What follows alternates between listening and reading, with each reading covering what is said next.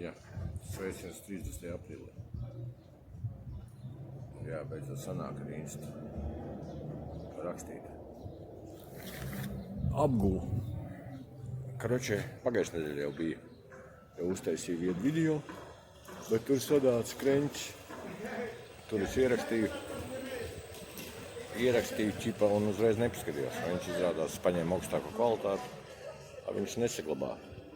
Viņš čipa ieraksts ir, bet aizdos mājās skatos un neko kā fails kaut kāds pastāv, bet viņš nevar vaļā. Ja es paņēmu zemāku, tad mājās pačakarējos paņēmu mazāku.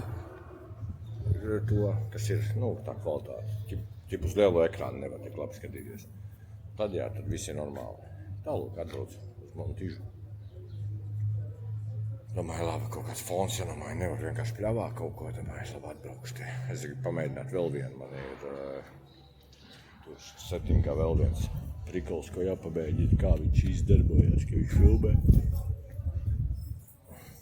Pagājušajā nedēļā bija domāju, braukšu šodien atklāšu sezonu, ja bija labs jau sūds laiks viss. Šodien no rīta pamodos, skatos, vēss, apmācies, nav ne saules, kāda sezona.